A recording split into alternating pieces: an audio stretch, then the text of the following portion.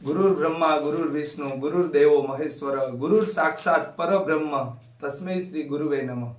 આવા ગુરુ વિશેના જે પણ આપણે સાંભળીએ શ્લોક કે પ્રાર્થનાઓ, ત્યારે આપણે ખ્યાલ આવે કે ગુરુનું જીવનમાં કેટલું મહત્વ એમ.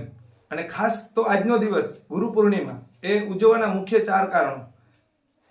પ્રથમ કારણ કે ભગવાન શિવ છે ને તેના પ્રથમ 7 શિષ્યોને આત્મજ્ઞાન આપે છે, યોગનું જ્ઞાન આપે છે, અને આ 7 શિષ્યોને આપણે સપ્ત ઋષિ તરીકે ઓળખીએ છીએ. બીજું કારણ કે આજના દિવસે જ ભગવાન મહાવીરે પોતાના પ્રથમ શિષ્ય ગૌતમ મુનિને આત્મજ્ઞાન આપ્યું હતું, એટલે આપણે આ ગુરુ પૂર્ણિમા ઉજવીએ. ત્રીજું અને મહત્વનું કારણ કે ભગવાન બુદ્ધે બુદ્ધત્વ પ્રાપ્ત કર્યું હતું, અને બુદ્ધત્વ પ્રાપ્ત કર્યા બાદ એને પ્રથમ વ્યાખ્યાન સારનાથ ખાતે આપ્યું હતું.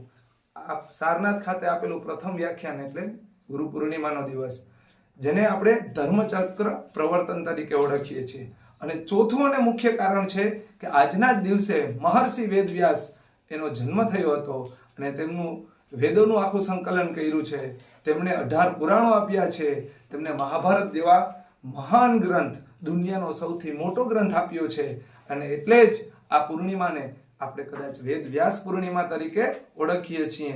આ સાથે જ આપણા જીવનના પ્રથમ ગુરુ આપણા માતા પિતાને વંદન, આપણા શિક્ષકોને વંદન, અને એવા દરેક લોકોને વંદન કે જેમણે આપણા જીવનમાં કંઈક ને કંઈક નવું ઉમેર્યું છે, આપણને અજ્ઞાનના અંધારામાંથી જ્ઞાનના પ્રકાશ તરફ લઈ ગયા છે. આવા દરેક ગુરુજનોને, આપણા જીવનને શણગારનાર દરેકને ગુરુ પૂર્ણિમા તરફથી હું કેવલ કછટિયા કેવી ટ્યુશન ક્લાસીસ તરફથી હાર્દિક શુભેચ્છાઓ આપું છું.